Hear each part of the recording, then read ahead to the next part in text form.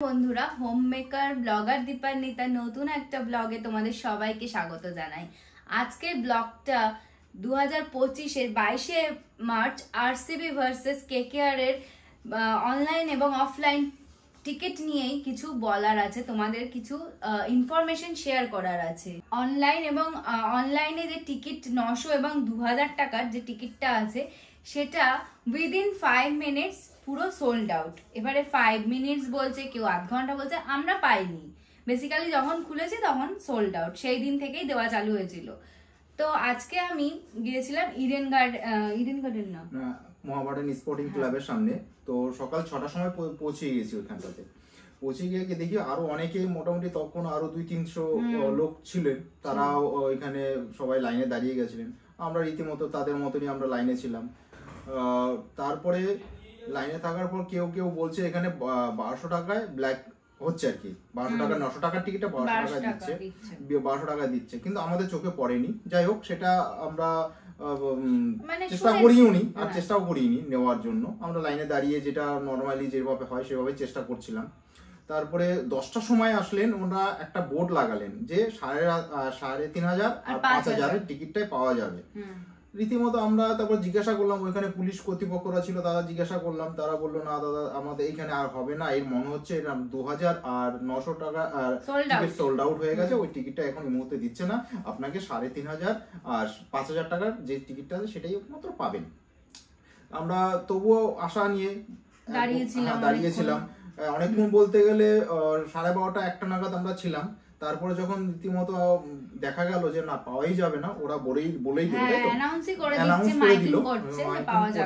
এবং ওইখানে অনেক সমস্যাও তৈরি হয়েছিল, ধাক্কাধাক্কি থেকে মারামারি থেকে অনেক কিছু, সেটা আমি আর কি বলতে চাইছি না। যেটা নিয়ে আমি বলতে চাইছি, বলটা বাড়িতে চলে আসার পরে বাড়িতে একটা আমার ফেসবুক বা সোশ্যাল মিডিয়া থেকে একটা লিঙ্ক আসে যে এই লিঙ্ক থেকে টিকিট পাওয়া যাবে, 900 টাকার টিকিট 1200 টাকায় দেবে। তো আমরা রীতিমতো রীতিমতো সেই পেজটা খুলে দেখি, তার ফোন নাম্বার সবকিছু ডিটেলস দেওয়া আছে, তাদের সঙ্গে যোগাযোগ করি। যোগাযোগ করার পরে তারা বলে হ্যাঁ 900 টাকার টিকিট 1200 টাকায় দেওয়া যাবে।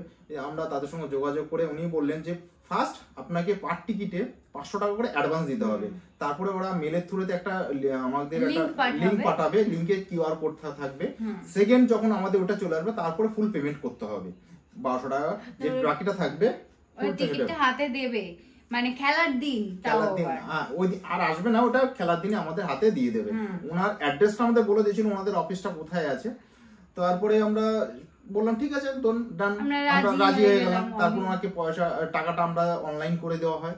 অনলাইন করে দেওয়ার পরে আমাদের ফোন করে বলে যে পার টিকিট জিএসটি বাবদ 200 টাকা 199 টাকা করে দিতে হবে। তো আমরা তাতেও রাজি হয়ে যাই যে ঠিক আছে। তো আমরা সেই অনুযায়ী পেমেন্ট করি আবার। তো তারপরে আবার ফোন করে বলছে যে আমাদের যে জিমেল আছে সেটা ভেরিফিকেশনের জন্য 999 টাকা ওদের দিতে হবে। তখনই আমাদের ডাউট হয়, বিশেষ করে ওর ডাউট হয় যে এটা পুরোটাই ফ্রড আছে, ফেক করেছে। তো তারপরে আমরা যখন ভেরিফিকেশন করার জন্য আমরা বললাম না, টাকা আমরা দিতে পারবো না। তারপরে আমরা কি করলাম, যেহেতু আমাদের ইডেন গার্ডেন থেকে আমাদের বাড়িটা আধ ঘন্টার রাস্তা আছে, আমরা রীতিমতো বেরিয়ে যাই। বেরিয়ে গিয়ে ওইখানে গিয়ে আমরা ইডেন গার্ডেন যে পাশে অফিসটা ছিল সেখানে গিয়ে যোগাযোগ করে গিয়ে দেখি ওইখানে আরো 4 জন ওইখানে সেম কেসের জন্য এসে দাঁড়িয়ে আছে। যে কারণ কি কেসের জন্য দাঁড়িয়েছে, ওনারা 4000, কেউ 4000, কেউ 5000 দিয়ে রেখেছে। তাদের যে টিকিট লিঙ্কটা পাঠিয়েছে, সেই টিকিটের লিঙ্কের যে একটা কিউআর কোড থাকে, সেই কিউআর কোডে উনি অলরেডি ডান হয়ে আছে, অলরেডি টিকিট মানে ওটার জন্য দেওয়া আছে, অলরেডি হয়ে গেছে, ডান হয়ে আছে। তো ওটা আবার ওরা একই টিকিট, মানে ওরা আমরা যেটা বলতে চাইছি বা ওরা যেটা করেছে, একই টিকিট ওরা ছাপিয়েছে, একই নাম্বার কালার প্রিন্ট করানো হয়েছে, করে ওই টিকিটগুলোকে ওরা আবার পাঠাচ্ছে।